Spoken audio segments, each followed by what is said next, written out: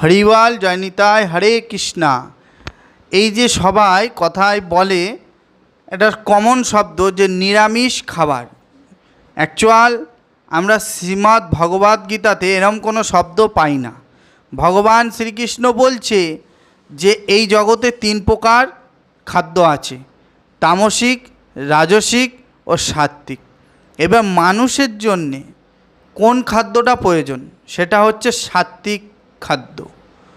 আর রাজসিক হচ্ছে আমাদের খাদ্য নয়, কুকুর, বিড়াল, ছাগল এদের খাদ্য। কারণ তাদের এক্সট্রা দাঁতগুলো বড় থাকে, নখগুলো ছুচালো থাকে, এই কারণে যাতে তারা মাংস ছিঁড়ে খেতে পারে এবং আহার করতে পারে। তামসিক খাবার কেমন? অনেক ব্যক্তি এরকম, অনেক মানুষ আছে, অনেক জীব পোকামাকড় আছে যে পচা গলা খাদ্য খায়, এগুলো হচ্ছে তামসিক। আর সাত্ত্বিক খাবার কোনগুলো? শাক সবজি, পনির, সয়াবিন, এরকম বহু জিনিস আছে যেগুলো আমাদের জন্যে ভগবান সৃষ্টি করেছেন। তো এইগুলোকে সাত্ত্বিক খাবার বলা হয়। আমরা সবাই সচরাচর বলি নিরামিষ, কিন্তু নয়, এটা হচ্ছে সাত্ত্বিক খাবার।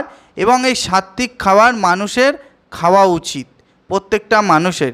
কিন্তু বর্তমান সমাজে মানুষ রাজসিকটাই বেশি খায়।